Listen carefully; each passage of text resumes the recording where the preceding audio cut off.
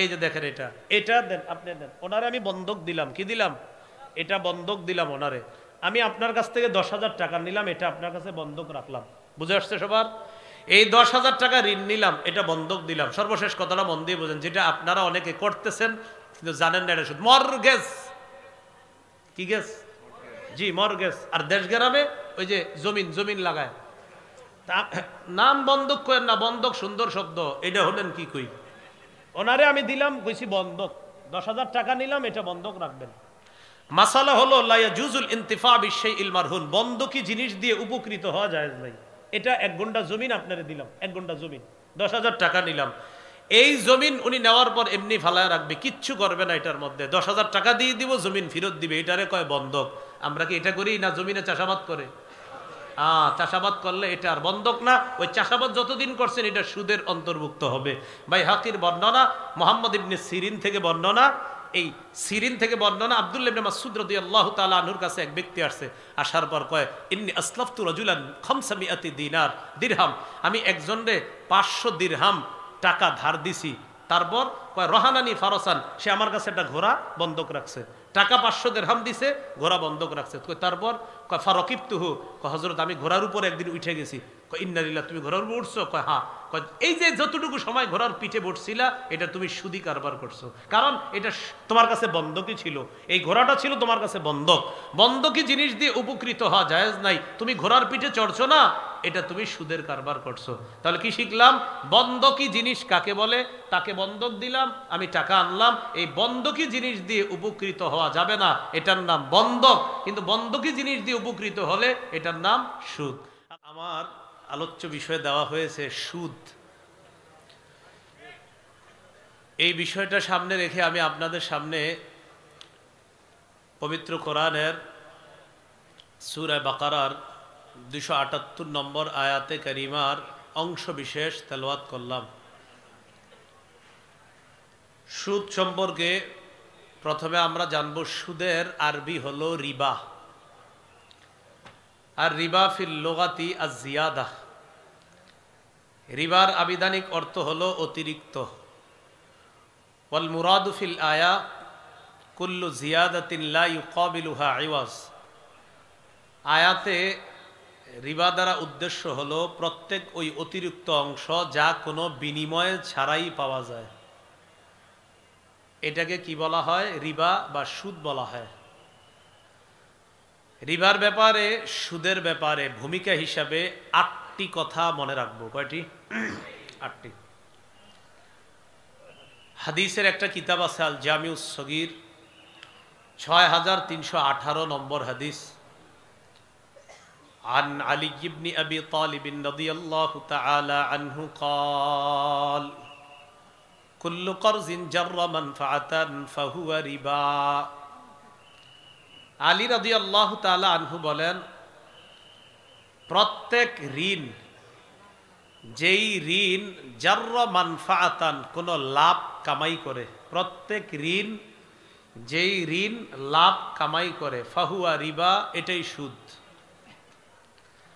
হাদিসের একটা কিতাব আছে নাম মুসান্নাফু আব্দুর রাজ্জাক, 14362 নম্বর হাদিস।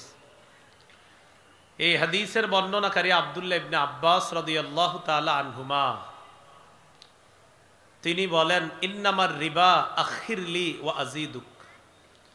সুদ বলা হয় ঋণ গ্রহীতা, ঋণ দাতাকে এই কথা বলা, তোমার ঋণ পরিশোধের জন্য আমাকে আরেকটু সুযোগ দাও, আমি তোমার ঋণ দেওয়ার সময়, পরিশোধ করার সময় একটু বাড়ায়া দিব। ঋণ গ্রহীতা, ঋণ দাতাকে এই কথা বলা, তুমি যে আমার কাছে টাকাটা পাও, সময়টা একটু বাড়ায়া দাও, বাড়ায়া দিলে আমিও তোমারে একটু বাড়ায়া দিব, এটা সুদ।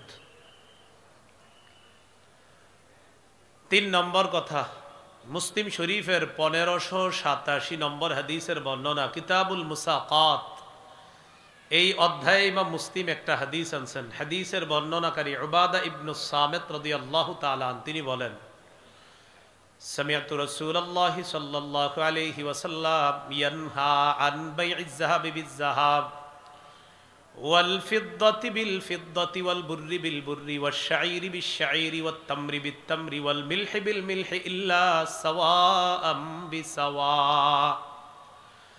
আইনান বিআইনিন ফামান যাদা আও ইজদাদা ফাকাদ আরবা। উবাদা ইবনে সামিত রাদিয়াল্লাহু তাআলা আনহু বলেন, আমি রাসূলুল্লাহ সাল্লাল্লাহু আলাইহি সাল্লামকে নিষেধ করতে শুনেছি স্বর্ণের বিনিময়ে স্বর্ণ, রূপার বিনিময়ে রূপা, জবের বিনিময়ে জব, গমের বিনিময়ে গম, খেজুরের বিনিময়ে খেজুর, লবণের বিনিময়ে লবণ, নগদ এবং সমান সমান যদি হয় তাহলে জায়েজ আছে। নগদ এবং সমান সমান, স্বর্ণ স্বর্ণ সমান সমান হলে জায়েজ। ফামান যাদা আও ইজদাদা ফাকাদ আরবা। কেউ যদি কম বেশি করে সুদ হবে। স্বর্ণ স্বর্ণ, আমার ডান হাতে স্বর্ণ আছে কিছু, বাম হাতে স্বর্ণ, বলেন তো স্বর্ণ স্বর্ণ এক জাতীয় জিনিস না আলাদা? এই দুইটা সমান সমান হলে লেনদেন জায়েজ, যদি বেশি হয় সুদ। রূপা রূপা সমান সমান হলে জায়েজ, বেশি হলে সুদ।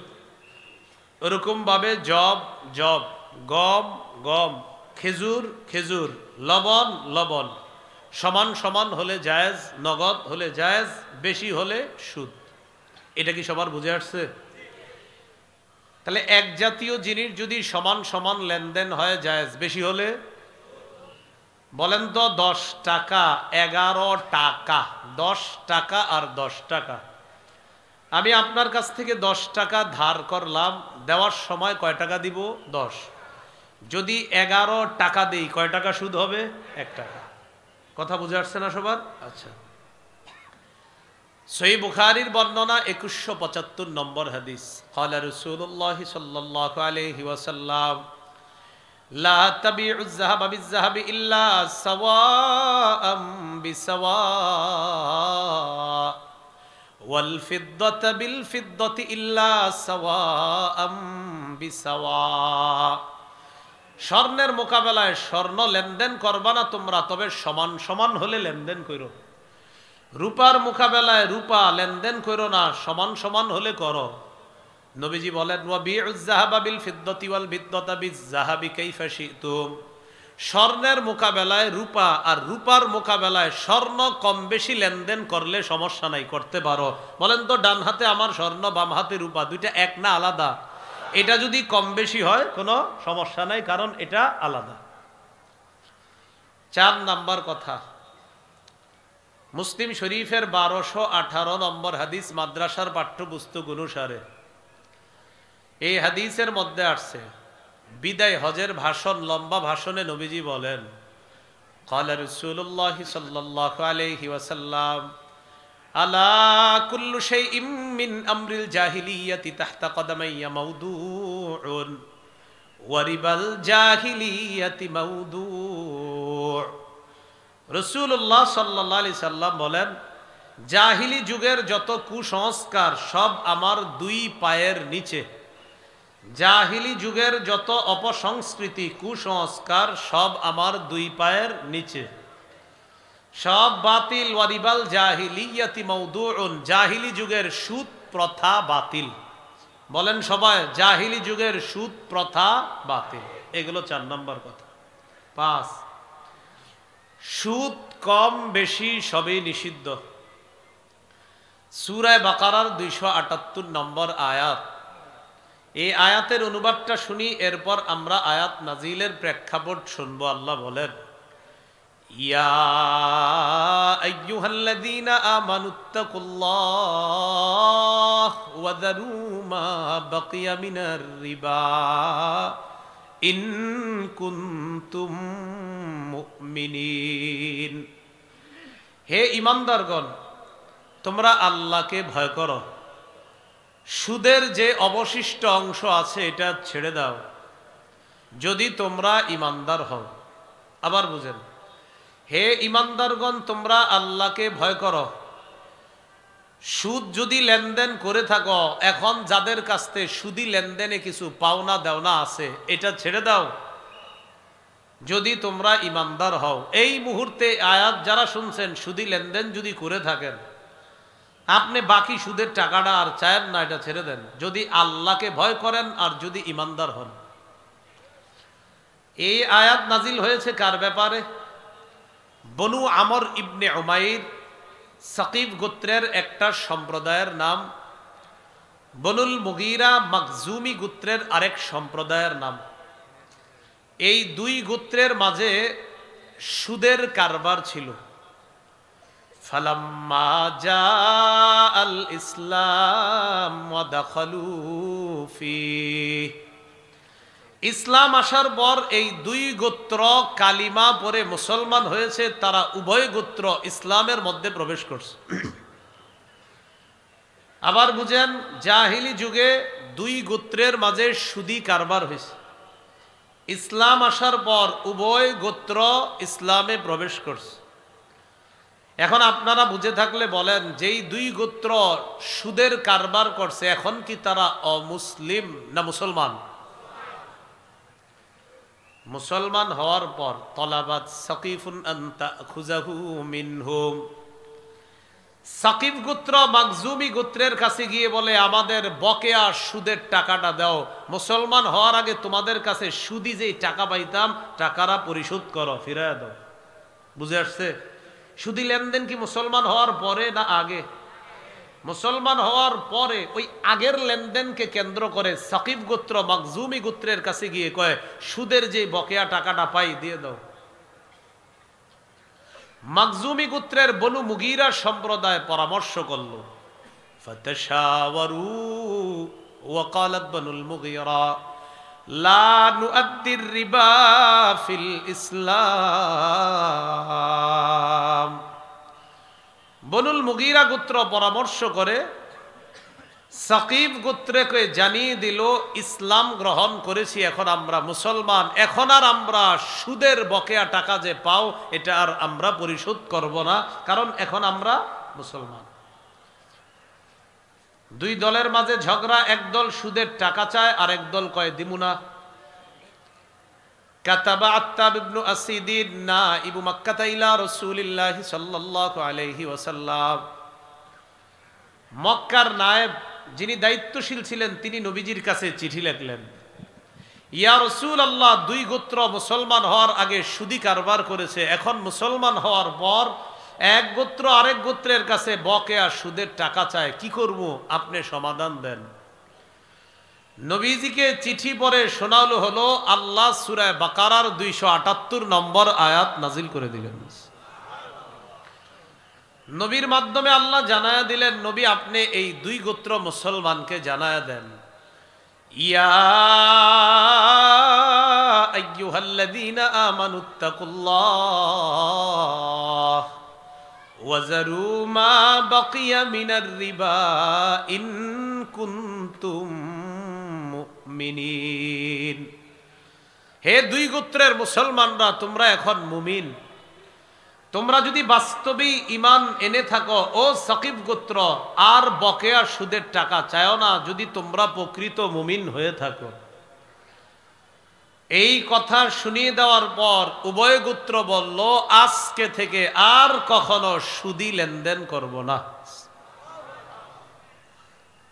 কম বেশি সুদ সবই নিষিদ্ধ, এটা হলো আজকের 5 নাম্বার আলোচনা। সুদ যা কারো কাছ থেকে আটানা শুধু যদি পান, এটা আর চাওয়া যাবে না যদি আপনি মুমিন হন। 6 নাম্বার, চক্রাকারে বৃদ্ধি করে সুদ খাওয়া নিষেধ। দেশ গ্রামে এটারে কয় গন্ডি সুদ। আপনার কাছ থেকে আমি 100 টাকা সুদে নিছি, 10 টাকা সুদ দিমু, আরেকজনের কাছে নিয়ে এটা 120 টাকায় সুদে লাগাইছি, হে আবার আরেকজনের কাছে 130 টাকা, এইভাবে। এটা সূরা আলী ইমরানের 130 নম্বর আয়াতে আল্লাহ বলেন, ইয়া আইয়ুহাল্লাযীনা আমানু লা তাকুলুর রিবা আদআফাম মুদাআফা। হে ঈমানদারগণ, তোমরা চক্রাকারে বৃদ্ধি করে সুদ খেও না। তোমরা চক্রাকারে বৃদ্ধি করে সুদ খেও না। এগুলো 6 নাম্বার কথা। 7 নাম্বার, আল্লাহর স্পষ্ট ঘোষণা সূরা বাকারার 276 নম্বর আয়াতে আল্লাহ বলেন, ইয়ামহাকুল্লাহুর রিবা ওয়া ইউরবিস সাদাকাত।